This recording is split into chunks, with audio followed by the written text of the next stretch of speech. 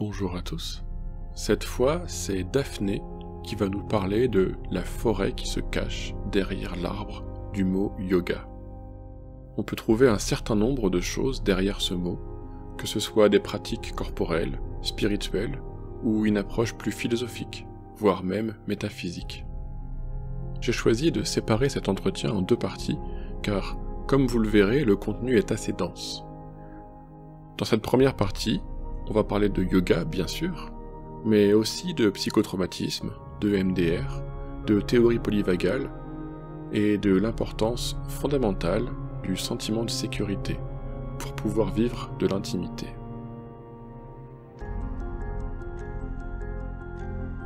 Bonjour Daphné. Bonjour Romain. Comment tu te sens aujourd'hui? Je me sens plutôt en joie. C'est une première vraie journée de printemps aujourd'hui. Il y a plein de soleil. Il fait plutôt bon même à l'intérieur de l'appartement. C'est vrai. C'est vrai que c'est agréable. Ce matin je suis sorti, il y avait de la brume partout. J'adore quand il y a de la brume le matin. Est-ce que tu veux te présenter aujourd'hui? Qu'on sache qui tu es. Oui. Donc je m'appelle Daphné Kando. Je travaille aujourd'hui dans l'informatique. Et je suis très intéressée par toutes les pratiques physiques un petit peu libres. Je m'intéresse notamment au yoga depuis une dizaine d'années environ. Et je donne des cours de yoga depuis un an. Je m'intéresse aussi à d'autres disciplines physiques, comme les arts martiaux, et des pratiques un petit peu plus libres, comme je dirais la danse, la calisthénie. La calisthénie, qu'est-ce que c'est que ce truc? La calisthénie, c'est une forme de gym urbaine, de musculation au poids du corps. Et en fait, toutes ces pratiques-là, ça me donne des socles pour partir vers des explorations un petit peu plus libres. Ajouter à la calisthénie des pratiques de capoeira, c'est quelque chose qui a du sens pour moi et du sens pour d'autres personnes aussi. Les grands noms aujourd'hui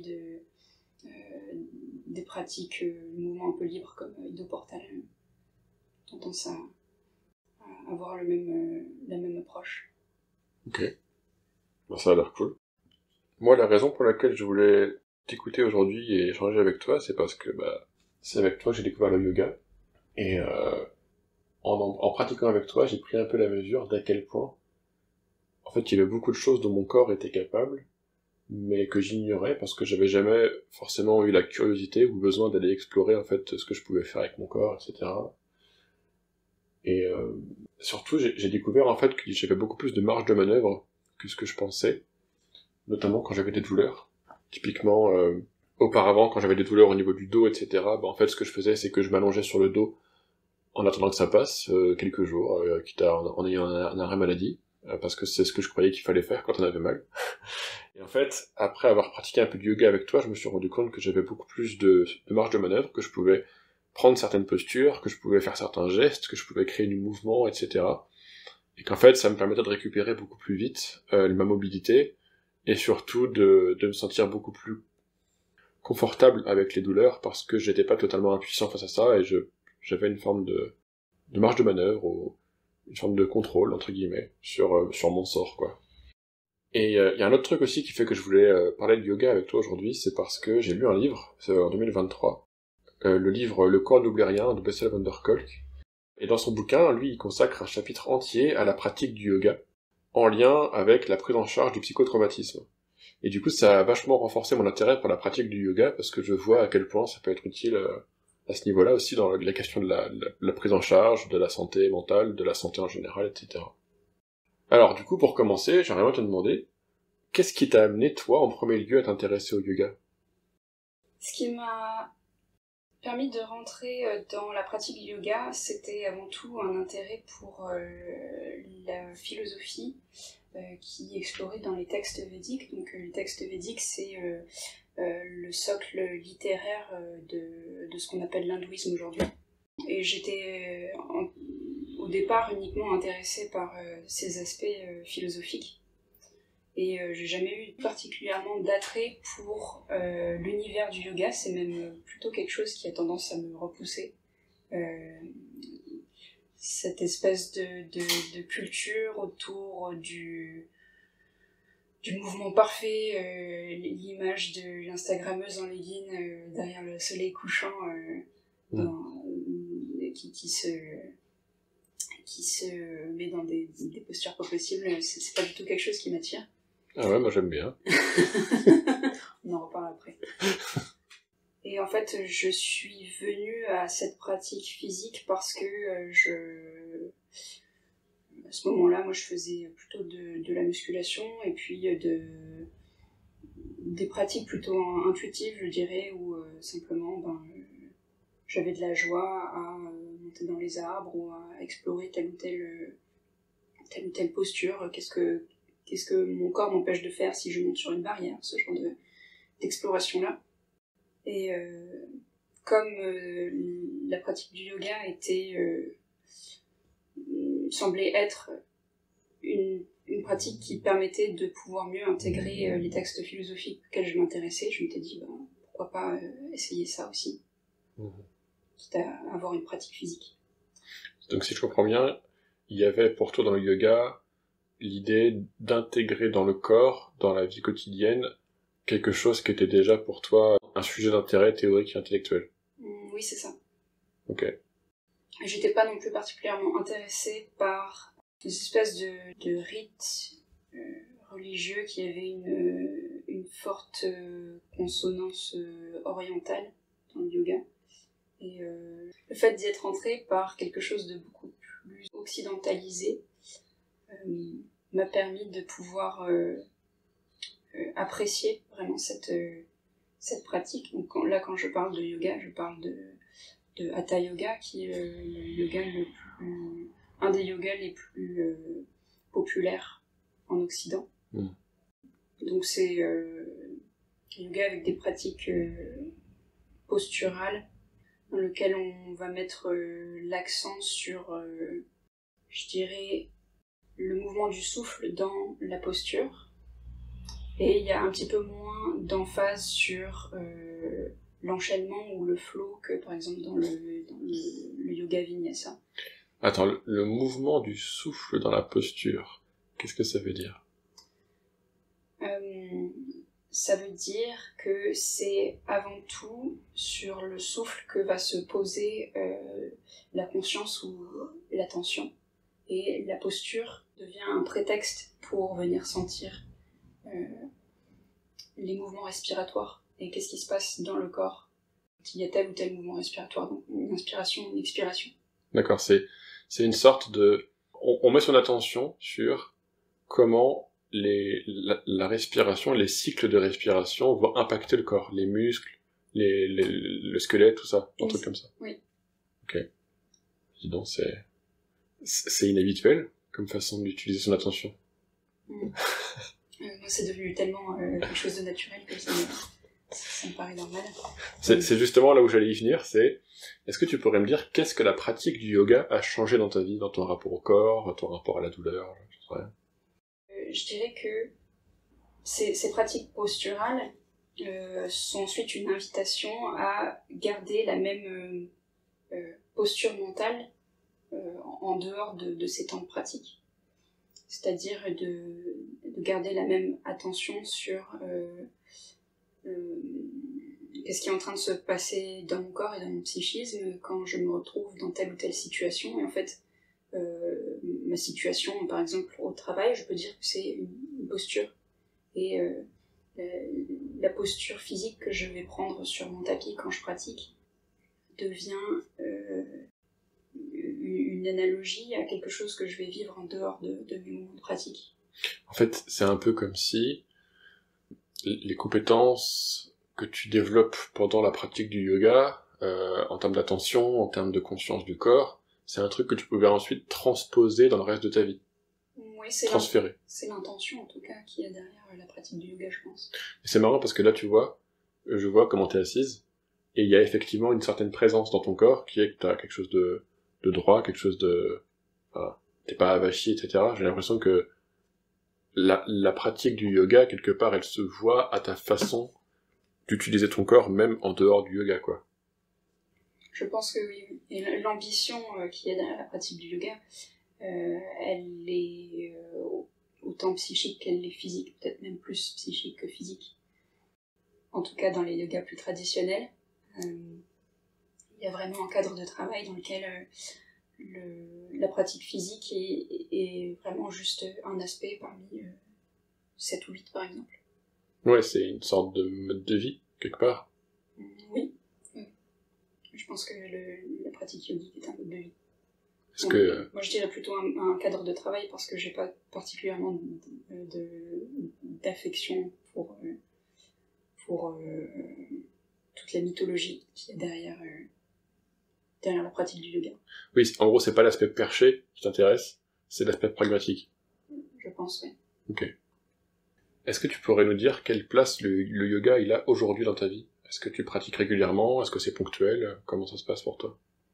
Je dirais que je pratique pas suffisamment à mon goût, dans le sens où j'aimerais bien me réserver 1 ou 2 heures par jour, tous les jours, pour avoir une pratique physique ou méditative, où je me dis, tiens là je vais entrer dans une phase de travail purement interne, où il va y avoir peu de distractions, parce que je dirais que j'essaie de le pratiquer dès que j'y pense, n'importe quel moment de la journée, dans le sens d'un genre de pratique méditative, où si, par exemple, je sais pas, je m'ennuie au travail, je vais essayer de poser de la conscience sur ce que c'est que l'ennui. Qu'est-ce que c'est que cette sensation? Est-ce que je ressens comme un mouvement qui cherche à repousser en moi cette sensation d'ennui? Si je ressens du stress ou de la panique, pareil, qu'est-ce qui est en train de se passer en moi? Est-ce que je peux faire une analogie à une posture physique, par exemple, dans laquelle je vais ressentir une forme de panique? Et comment je gère ça dans ces moments de pratique physique? Et est-ce que maintenant je peux mettre en pratique ce que j'ai appris dans une situation entre guillemets réelle? C'est marrant ce que tu dis, ça me rappelle un TED que j'ai vu une fois sur, en gros, les positions du pouvoir. Cette idée que les postures corporelles qu'on adopte peuvent impacter en quelques minutes certains taux d'hormones dans le sang. Apparemment, c'est controversé, etc., mais moi, ce que je me souviens avoir compris, c'est que, en gros, les postures de soumission, les postures où on va mettre sa main sur sa nuque, où on va se recroqueviller, où on va un peu se mettre en boule, elles vont avoir un impact sur le taux de cortisol qui va augmenter, etc. Alors qu'il y a des postures de domination, quand on met les mains derrière la tête comme si on était en vacances, quand on se met les poings sur la table avec une posture haute, autoritaire par rapport aux autres, etc. Ça génère une augmentation du taux de testostérone, mais vraiment en quelques minutes. Il y a même des gens qui conseillent, avant un entretien d'embauche, d'aller se planquer dans les toilettes et de prendre une position du pouvoir, une posture où ils prennent l'espace, où ils occupent la place, un peu comme un gorille qui tape sur sa poitrine, pour justement se mettre en confiance, ou avant un match de boxe par exemple, où on va se mettre en condition, on va se mettre en transe, pour justement augmenter artificiellement un peu la confiance en soi, etc. Et je me demande si justement les postures dans le yoga ou autre, ça peut pas aussi avoir cet impact sur l'expérience intérieure et ouais, je sais pas, l'état de conscience, quoi.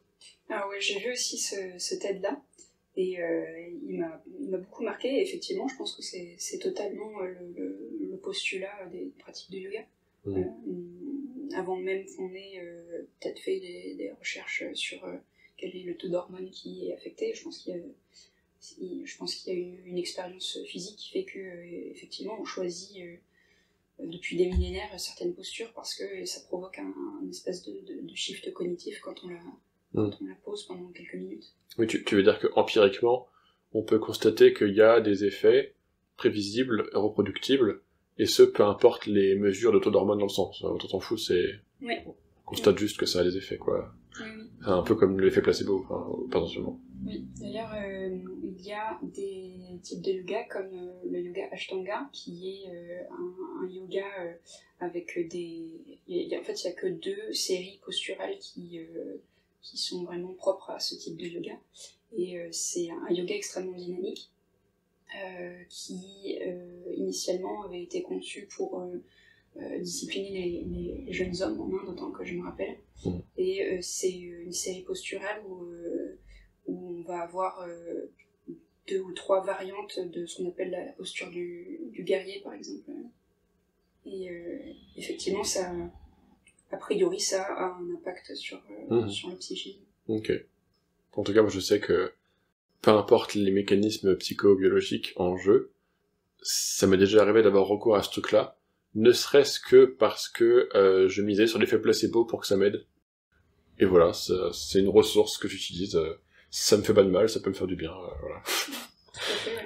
Après, s'il y a des recherches qui démontrent comment ça marche et que ça marche, bah, tant mieux. Hein. Mais après, voilà. C'est aussi mon approche. C'est est-ce que je peux mobiliser l'effet placebo dans ma pratique, peu importe si on a mis en lumière le fait qu'il y avait un quelconque changement au niveau neurobiologique. De toute façon, moi, c'est pour ça que si je fais une thèse un jour, j'essaierai de le faire là-dessus, parce que il y a quasiment rien de plus intéressant que ça pour moi. C'est comment le psychisme peut modifier la biologie du corps, simplement avec certains leviers hypnotiques ou thérapeutiques. D'après toi, pourquoi est-ce que les gens qui n'ont jamais fait du yoga devraient s'y intéresser ? Je pense que ça peut être bénéfique, même quand on n'a pas d'attente particulière, parce que, en tout cas, ça dépend du type de pratique de yoga qu'on choisit, parce qu'il y en a vraiment pléthore aujourd'hui, des types de yoga. On en parlera un peu après. Oui.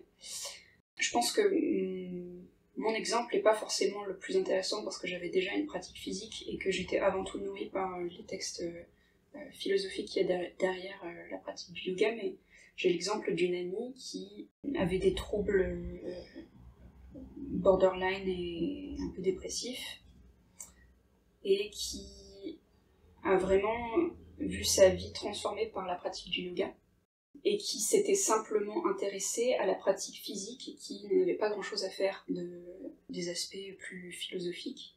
En fait, le simple fait de se retrouver dans un environnement assez cadré, bienveillant, avec beaucoup de rétention de la part des personnes pratiquantes, de bienveillance on pourrait dire, et de s'imposer une certaine discipline, d'aller plusieurs fois par semaine dans son studio de yoga. Ça a déjà grandement contribué à transformer sa vie, dans le sens où ça lui a donné un cadre de pratique bienfaisant. Et probablement parce qu'il y a des bénéfices psychiques au fait de pratiquer certaines postures. Ça me rappelle une phrase du bouquin de Bassem Vanderkolk qui m'a marqué, qui disait, à la page 368 de son bouquin, il dit « Le simple fait de constater ce qu'on éprouve développe la régulation émotionnelle et aide à ne plus tenter d'ignorer ce qui a lieu en soi. Comme je dis souvent à mes étudiants, les 2 formules les plus importantes de la thérapie et du yoga sont « observer » et « que se passe-t-il ensuite ?» Dès qu'on commence à aborder son corps avec curiosité plutôt qu'avec appréhension, tout change. J'aime bien cette idée qu'effectivement, ça permet de développer une curiosité pour ce qui se passe en soi. Un peu dans cette idée de muscler l'observateur intérieur. Cette capacité du cerveau à observer, avoir de la métacognition, de la méta-perception sur les contenus de la conscience, quoi. Ok, bah, en fait, en gros, ce que tu dis, c'est que le yoga, c'est quelque chose qui peut être intéressant, sans avoir à s'intéresser à la théorie, à la philosophie derrière, juste les mouvements eux-mêmes, les postures, le travail sur la respiration, c'est déjà une fin en soi, en fait. Oui, c'est une exploration infinie, en fait, qui peut se jouer simplement dans les sensations corporelles. J'aime beaucoup, moi, passer par là dans ma pratique personnelle et dans ma façon d'enseigner, parce que ça permet je pense, d'éviter les barrières mentales ou même les appréhensions qu'on pourrait avoir de se faire laver le cerveau par une espèce de gourou qui vient apporter des éléments de discours hyper perchés. En parlant de gourou, Je pense à un podcast de Méta de Choc que j'avais écouté sur le yoga et une secte sexuelle, je sais pas quoi. Est-ce qu'il y a un rapport ou pas du tout entre le yoga et le Kama Sutra? Parce qu'on parle de posture aussi dans le Kama Sutra, c'est pour ça. J'aurais envie de dire non, qu'il y a très peu de rapport.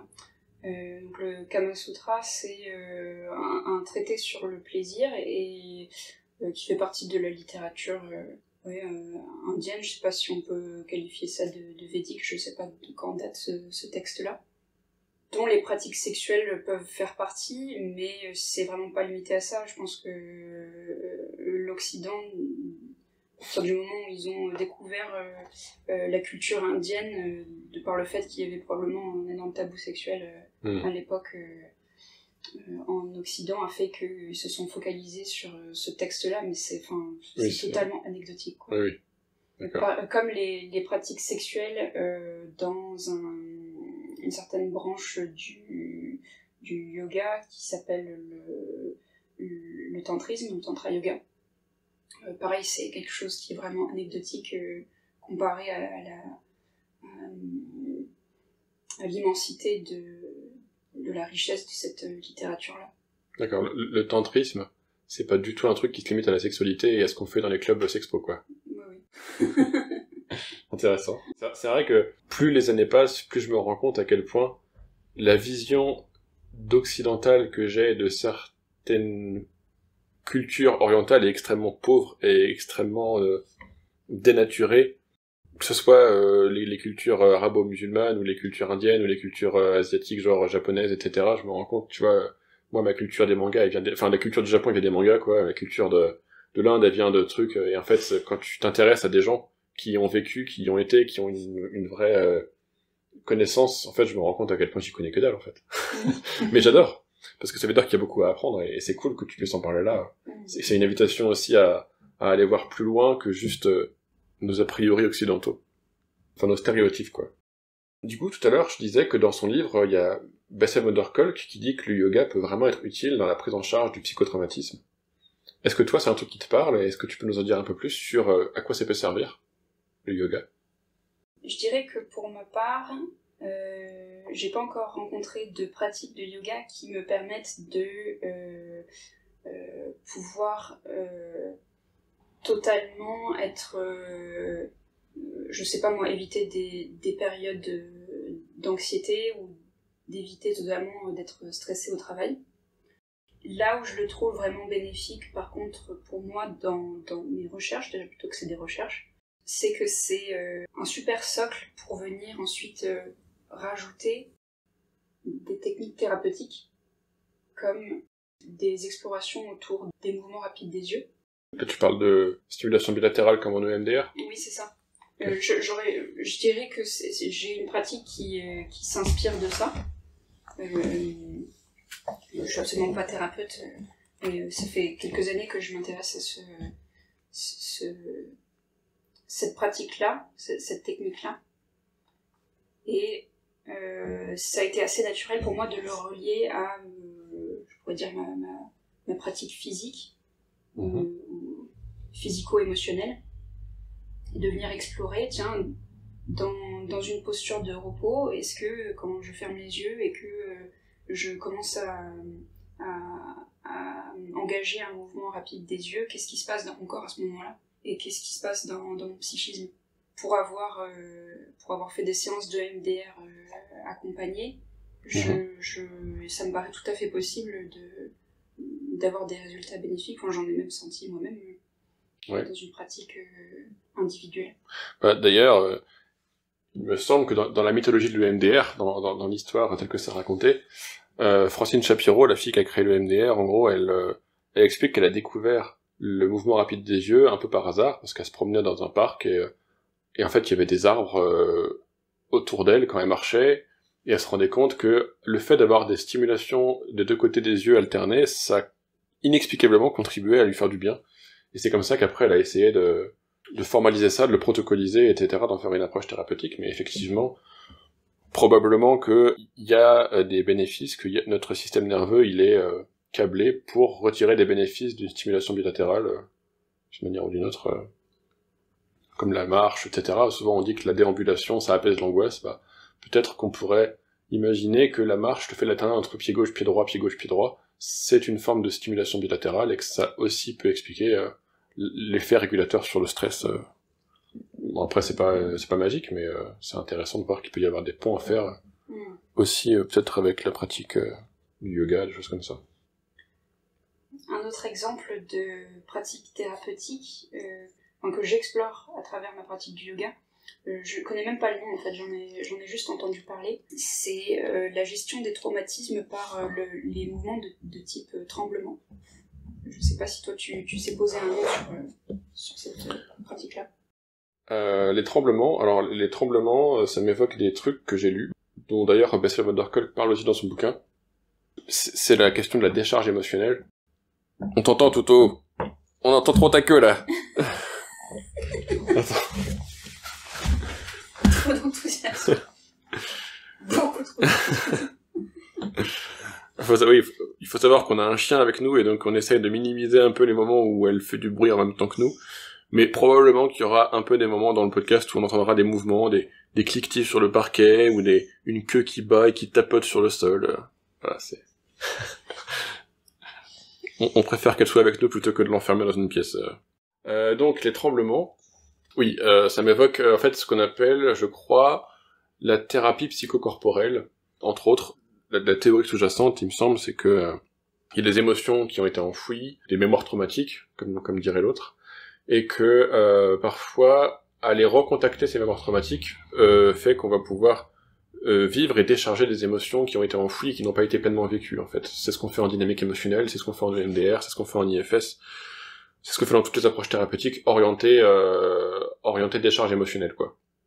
Et les tremblements, ça peut être justement un signe de décharge, dans le sens où il y a une libération de tension qui passe par le corps, parce que souvent, en fait, dans les traumas, souvent il peut y avoir des ancrages mnésiques qui passent par les sensations corporelles, par les tensions musculaires. Typiquement, moi, une fois, j'ai une patiente qui m'a raconté qu'elle a passé la nuit, enfin bref, je passe le détail, mais en gros, elle est passée à un cheveu de se faire agresser par un mec dans son lit une nuit, et en fait, elle a passé toute la nuit à angoisser et à stresser parce que le mec était contre elle. Et en fait, elle a passé peut-être toute la nuit à être hyper contractée au niveau musculaire, parce qu'elle avait hyper peur qu'il l'agresse et qu'elle puisse pas se défendre parce qu'elle était moins forte, quoi.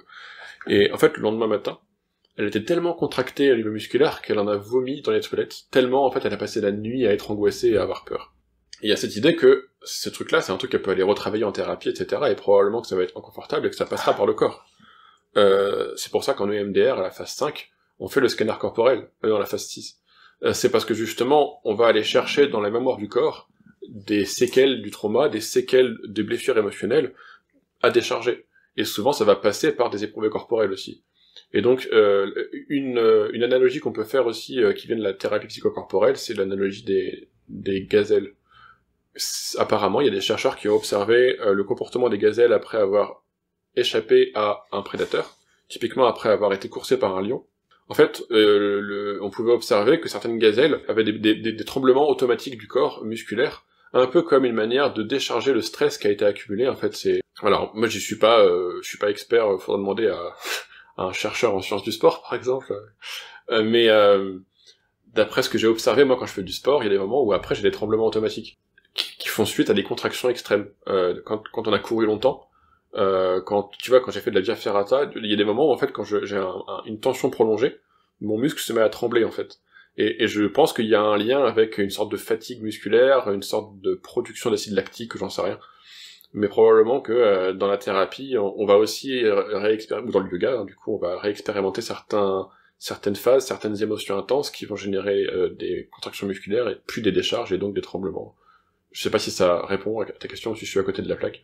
Oui, tout à fait, ça me fait aussi penser du coup à la théorie polyvagale, qui vient poser des mots sur les différents états émotionnels et les différentes attitudes qui peuvent nous traverser en fonction des différents états du système nerveux. Et pour simplifier les choses, on pourrait dire que il y a 3 étapes principaux et en fonction de l'état de stress qui nous traverse. Et dans l'état de stress le plus intense, Quand on vient sortir de cet état de stress le plus intense, il va se produire justement des tremblements.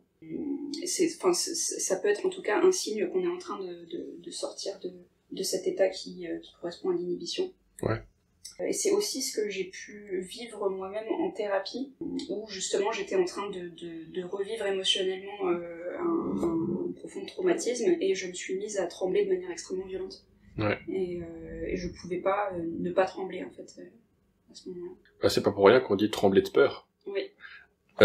Quand on est traumatisé, c'est parce qu'on a eu très peur, c'est parce que le cerveau a été confronté à une situation trop angoissante pour ce qu'il pouvait gérer, et du coup il a enfoui une partie du souvenir pour pouvoir continuer à fonctionner. Et effectivement, moi j'ai plusieurs fois en EMDR, j'ai accompagné des patients et ils expérimentaient des phases un peu régressives comme ça, où ils étaient plongés dans le souvenir, et où en fait il y avait des mouvements idéomoteurs automatiques, des tremblements, etc., mais qui étaient pas... Il y a un siècle, on aurait dit que c'était une crise d'hystérie, quoi. Aujourd'hui, on considère pas que c'est une crise d'hystérie, on va dire une crise dissociative, ou une dissociation traumatique, ou une situation où en fait on va être plus être dans le présent, où on va être partiellement le passé va envers le présent, et où du coup il va y avoir des sensations, des émotions qui appartiennent au passé, qui sont pas liées au contexte présent, quoi. Mais c'est aussi l'occasion de pouvoir les décharger, et de pouvoir les vivre, et de pouvoir justement désensibiliser le souvenir. Donc ouais. Donc, par exemple, cette pratique du tremblement conscient, c'est quelque chose que j'explore vraiment de manière sensorielle. J'ai quasiment rien lu sur le sujet. Mais l'idée pour moi, c'était justement d'être à l'écoute de mon corps et des émotions qui peuvent se localiser dans mon corps, et de voir à quel moment, peut-être quand il y a une émotion intense, il pouvait y avoir cette envie de bouger, de provoquer un tremblement et d'aller avec, d'être simplement à l'écoute et d'amplifier ce mouvement. Oui, en gros, ne pas lutter contre le mouvement, mais au contraire pouvoir l'accompagner, en fait, avec une forme de bienveillance, oui, et de présence. Au-delà de ne pas être dans la lutte, je dirais même d'aller vers de l'accueil et créer de l'espace pour... En gros, ce que tu dis, c'est que il y a des mouvements qu'on peut volontairement amplifier pour créer un espace qui est ok. Il y a de la tristesse, plutôt que de juste noter, je vais le vivre pleinement. Je vais ok, bienvenue à la tristesse, laisser tout l'espace dont la tristesse a besoin pour le vivre et le traverser, quoi. Oui, tout à fait. Ne pas chercher à être dans l'évitement, mais plutôt dans l'acceptation, en gros. Je pense aussi à une de mes amies qui est professeure de yoga et qui s'est un peu spécialisée dans les traumas sexuels. Et il y a quelque chose que j'ai retenu vraiment de son approche, qui est un petit peu centrale sur la partie physique, qui va être de pouvoir faire des mouvements qui peuvent paraître assez violents au niveau du bassin, qui va être de venir, par exemple, taper le bassin contre le sol de manière répétée. Mm-hmm. Et je pense que c'est un petit peu pour la même raison que les tremblements peuvent avoir un effet bénéfique sur des aspects émotionnels. J'ai trouvé ça vraiment parlant, le fait d'avoir une pratique qui était assez centrée sur le fait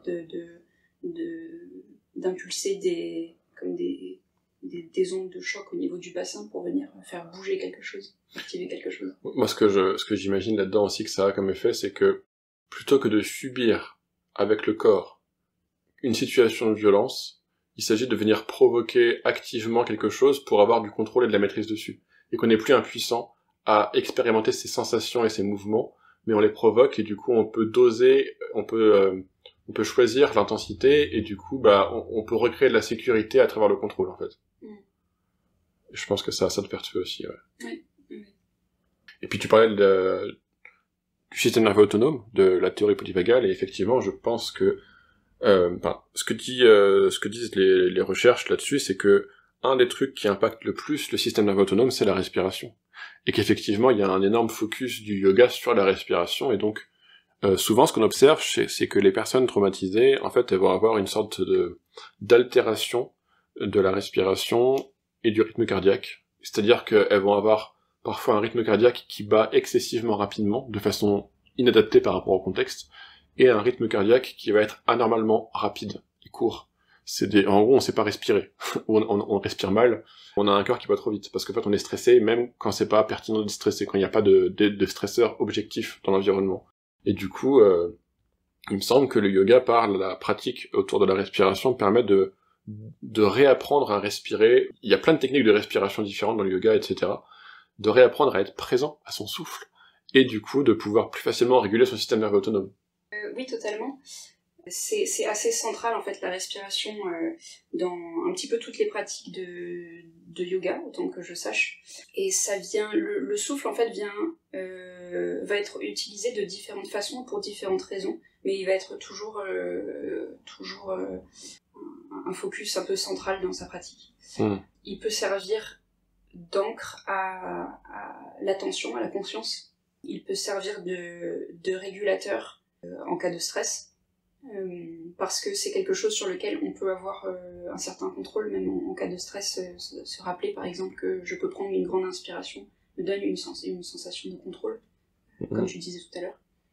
J'ai l'impression que ça peut aussi avoir l'effet inverse, c'est-à-dire que on peut générer du stress volontairement si on en a besoin. Typiquement, en EMDR, on considère qu'il y a deux extrêmes, on peut être soit hyperactivé, soit hypoactivé. Et du coup, la respiration, ça peut aussi aider à s'ancrer dans le présent, à revenir quand on est dissocié, quand on n'est pas là. Moi, c'est un truc que... Moi, j'ai une problématique, c'est que souvent, je conduis beaucoup, et notamment de nuit. Et du coup, j'ai toujours un peu cette peur de m'endormir en conduisant. Et depuis que j'ai compris un peu l'importance de la respiration, comme ça, dans la régulation du système nerveux autonome, il y a un truc que je fais que je faisais pas avant, et qui est utile, c'est que quand je m'endors en voiture, quand je sens que je suis fatigué, alors oui, je peux me faire une pause et je peux dormir, etc. C'est un truc que je peux faire. Il y a plein de techniques qui peuvent fonctionner, mais une technique que j'ai en plus maintenant, c'est que je peux prendre des grandes inspirations rapides, parce qu'en fait, ça va activer le système nerveux sympathique, ça va générer du stress, ça va activer un mode survie, et du coup, ça va augmenter ma vigilance et ça va me rendre plus réveillé, en fait, plus disponible. C'est parce que ça va augmenter les taux d'hormones, d'adrénaline, de noradrénaline dans le cerveau, dans le sang, quoi. Et du coup, je me dis, il y a des moments comme ça où, quand on est trop fatigué, qu'on est trop à l'ouest, en fait, la respiration peut aussi amener davantage de présence dans l'ici et maintenant. D'ailleurs, c'est même une technique qui peut être utilisée dans certaines approches thérapeutiques. Je pense à la respiration holotropique. C'est une forme de thérapie psychocorporelle où on va, en gros, halluciner sans substance hallucinogène. C'est-à-dire qu'on va utiliser la respiration pour faire halluciner le cerveau, en hyper-oxygénant le cerveau, en faisant des hyperventilations, qui vont générer une sorte d'activation forte du système sympathique, et du coup ça va générer des états modifiés de conscience, ça va générer des images, des sensations, activer des souvenirs, voilà, c'est... Il y a des études qui ont tendance à dire faites gaffe, ça peut aussi détruire des neurones, mais je sais pas trop ce qui est vrai, pas vrai là-dedans, tout ce que je sais c'est que ça existe, et je connais des gens qui utilisent ces outils-là, et voilà. Un autre intérêt que je vois dans la pratique du yoga, qui est mis en avant par van der Kolk, c'est cette idée qu'avec la pratique du yoga, en fait, on va apprendre à s'habituer à l'inconfort. C'est-à-dire qu'il y a des postures en yoga qui sont pas confortables, parfois. Mais c'est un inconfort qui est choisi, un inconfort qui a du sens. Ça peut générer une sorte de fatigue musculaire, de contraction musculaire. Mais en fait, ça permet d'expérimenter le fait que les sensations, en fait, elles sont transitoires. Elles arrivent, elles repartent. Et du coup, c'est la vie, en fait, qui circule. Ça réancre dans une temporalité, dans une continuité avec un passé, un présent et un futur, et ça permet de sortir de cette sensation d'éternel présent, dans laquelle les victimes de trauma sont souvent enfermées, en fait, cette idée que elles revivent encore et encore les mêmes souvenirs, les mêmes sensations, parce qu'elles sont figées à un moment de leur vie où il y a un trauma qui est pas déchargé, qui est pas résolu, en fait. Et du coup, j'ai l'impression que le yoga, ça peut vraiment être utile pour ça. Je sais pas ce que t'en penses. Oui, tout à fait, je pense que comme je l'évoquais tout à l'heure, le fait de se retrouver dans des postures qui peuvent être inconfortables permet ensuite de pouvoir faire un parallèle avec la vie en dehors de sa pratique sur un tapis de yoga et d'amener la même présence que l'on a dans la posture physique, l'amener dans la posture mentale, psychique ensuite. Et de pouvoir continuer à être présent dans cette posture psychique inconfortable. Et moi je dirais à ensuite amener à faire ce parallèle entre le mouvement physique avec le mouvement psychique le mouvement des pensées, voir qu'il y a un mouvement continuel dans cette posture peut-être inconfortable psychiquement. Là où on pourrait se sentir bloqué par un traumatisme, la sensation peut-être de revivre en permanence une situation psychiquement, se rendre compte qu'à un niveau un peu plus microscopique, quand on a amené la présence dans cette posture psychique de la même manière qu'on l'amènerait dans une posture physique, voir qu'il y a un mouvement continuel. Ouais, et j'ai l'impression aussi que ce qui est intéressant, c'est de plus avoir peur de sentir son corps. C'est-à-dire qu'il y a des gens comme ça, quand ils ont des traumas liés à des effractions corporelles, etc., ils vont être dans l'évitement de certaines zones de leur corps. Moi, j'ai des patients comme ça, ils ne sentent pas leur corps. Je leur demande qu'est-ce qu'ils sentent dans leurs jambes. Ah bah je sens rien. Ah bah je sens rien en dessous du nombril. Subjectivement, c'est comme s'ils n'avaient pas de corps, en fait. Et j'ai l'impression que le yoga, parce que ça va venir chercher les sensations corporelles, ça va générer de l'inconfort, etc., des tensions, ça va permettre de réexplorer son corps, de réapprendre à sentir son corps, à être présent à son corps, et à ce que l'inconfort ne soit plus un problème, mais juste une partie de ce qu'il y a à vivre et des émotions normales de la vie d'un être humain. Et il y a un autre truc aussi que je trouve intéressant, en plus, c'est cette idée que moi je trouve qu'il y a des positions dans le yoga qui sont vachement vulnérabilisantes, où on s'expose, des positions où on a les jambes en l'air, des positions où on baisse la tête et du coup on a les fesses en l'air, etc. C'est des positions qui nous mettent en état de vulnérabilité, en fait. Et souvent, dans le cas où on a subi des violences, des traumas, etc., on aura beaucoup de mal à se montrer vulnérable face à l'autre, en présence de l'autre. Et ce qui est intéressant dans le yoga, c'est justement qu'on va réapprendre. En fait, on va être dans un cadre où on est en sécurité, de fait, avec des profs qui sont certifiés, etc. On va pouvoir réapprendre à expérimenter la vulnérabilité en même temps que la sécurité. Et en fait, moi, dans ma tête, combiner la vulnérabilité et la sécurité, c'est ça qui permet de vivre de l'intimité. Et on ne peut pas vivre d'intimité avec quelqu'un d'autre si on ne peut pas être à la fois vulnérable et en sécurité. Et donc je trouve que le yoga, il a ça d'intéressant aussi, c'est que il y a des positions qui mettent en vulnérabilité dans un cadre bienveillant où on ne va pas nous faire de mal, on va pas nous agresser, du coup on va pouvoir s'exposer en fait à cette situation de vulnérabilité et s'habituer à ça en fait, ne plus réagir sur le mode de la survie quand on est vulnérable. Et pouvoir être à l'aise, confortable, voire apprécier de pouvoir être vulnérable, de pouvoir se montrer en fait, quelque part. Vous voici arrivé à la fin de la première partie de cet échange avec Daphné sur le yoga. Si ce que vous avez écouté vous a plu, je vous invite à découvrir la suite dans la partie 2. Quant à moi, je vous dis à très bientôt dans un prochain épisode.